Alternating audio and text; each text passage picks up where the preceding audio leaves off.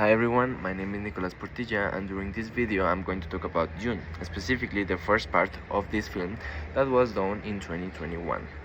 Well, first of all, Dune is a novel created in 1965 by the author Frank Herbert, and then it was adapted by the director Denis Villeneuve in 2021 and 2024 with the first part of this film that is called Dune first part and the second part of this film that is called Dune second part. Well, now let's talk about Frank Herbert, that was the author of this novel.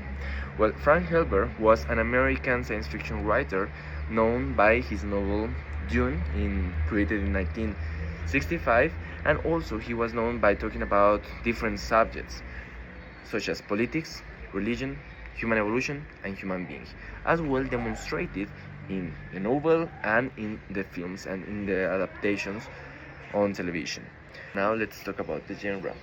Dune's first part is well known for having a science fiction genre, specifically because it presents a society that has conquered a lot of planets among the universes. So they have a kingdom in each planet, having the control of everything in those places. So that is interesting because in the real world we haven't traveled to another galaxy or to other planets.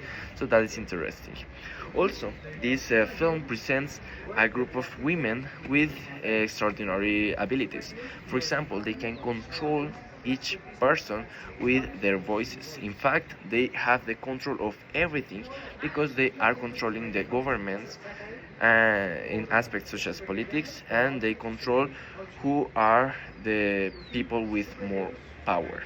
And well, they are the people that control everything in this universe, in this fantastic universe. In fact, in the real world, we cannot have abilities such as controlling others with our voices. And finally, this film presents a type of humans that have different abilities, such as being stronger, being bigger, and being faster. That is interesting because, in fact, they are evolved humans that doesn't exist in the real world. So well, that's interesting. However, albeit it shows a lot of imaginary things, it shows a lot of things that belong to the real world. In fact, it presents a world with a lot of corruption. So well, that is a mirror of the real world. Well, considering that the most remarkable point of the first part of this film is the corruption, and how can a person transgress his morality to obtain more power and become more powerful in a society, I think that it is necessary to take into account the point of view of the author.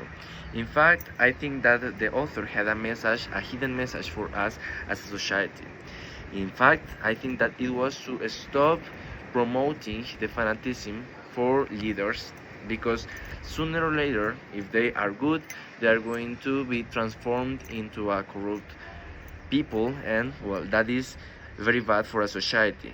And in fact, I share the same opinion that the author, because I think that to idealize leaders is a very bad habit for us as a society, just because they are not perfect and they are going to think for themselves, and they are not going to think and to look for the benefits for a society. They are going to look for the benefits just for themselves, and well, that is the worst thing that can happen in a society.